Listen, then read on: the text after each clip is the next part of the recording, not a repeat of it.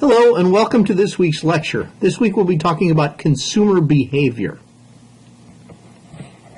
What we're interested in here is understanding how consumers make choices. Consumers make up the demand side of our supply and demand diagram in our equilibrium model, and it's important to understand how consumers make choices. Now, the way that economists usually think about this problem is to start with the premise that people try to make the best decision that they can out of the set of available options. That is what's known as constrained optimization. Consumers want to pick the best choice that they can, given the fact that they have a limited set of things available to them. Now, there are two important parts to this. The first part is, how do we know what is best? How do we know what consumers like the best?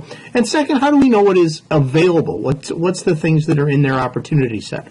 So the way we're going to think about this is we're going to allow consumers to select a bundle of goods. That is a number of things that they can spread their money across. And then we'll consider whether the particular bundle that they might pick is the best bundle that's available to them and whether it's affordable to them. So in the diagram that we've got on the screen right now, we've got a consumer who can spread their income across two goods. They can spend their money on pizza or spend their money on pop, and they choose combinations of pizza and pop accordingly. If you look at bundle W, for instance, that's a bundle that corresponds with 4 slices of pizza and 4 slices of pop. Looking at bundle Z, that's a bundle that corresponds with 8 slices of pizza and 3 pops. And essentially all we're doing is we're thinking about ordered pairs. This is a story we can tell in lots of dimensions with lots of different goods, and we can think about a world where we consume the hundreds and thousands of things that each of us consume over the course of our life.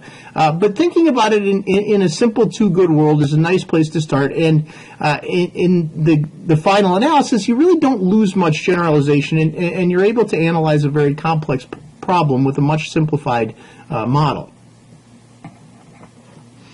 So we're going to start with the what's available question first, and then we'll come back to the what do I like best first. And the way that we usually think about what's available is to consider a consumer's budget constraint. And the budget constraint depends on two things. It depends on how much money I have to spend and how much everything costs. So in our simple world, we can look at the graph that's on the map, and if we think about a world where I have $10 in income and I can spend it on pizza or I can spend it on pop, and pizza costs $2 a slice and pop costs $1, well, I can graph the set of things that are affordable, and those things are on the red line. If you look at the pizza intercept, if you look at the horizontal x-axis intercept, you can see that the point 50 is on the red line, 5 slices of pizza and no pops at the horizontal intercept. What that says is that at $10 in income, if I buy all pizza, I can consume 5 slices, which cost $2 each.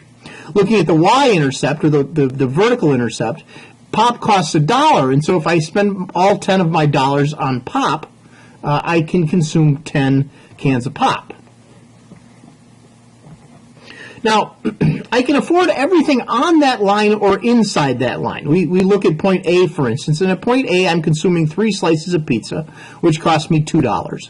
I'm consuming 4 pops, which cost me $1 each. So $2 times 3 slices plus $1 times 4 pops is a grand total of $10 in expenditures, which is exactly equal to my income. So that point A is exactly on my budget constraint.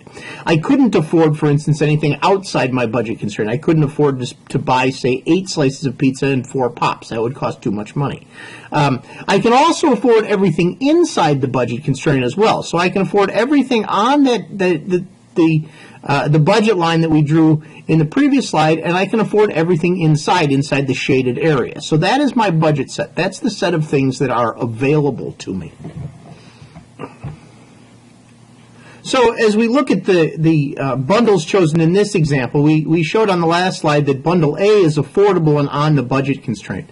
Bundle B represents a bundle that's inside the budget constraint, one that we can afford, but then we'd have money left over. So if we look at bundle B, we've got 2 slices of pizza, 2 cans of pop, and that costs a grand total of $6. That's inside the budget constraint. It's less than the $10 we have to spend. If we look at a bundle like bundle C has 3 slices of pizza and 8 cans of pop, which costs a grand total of $14. This is outside of our budget constraint.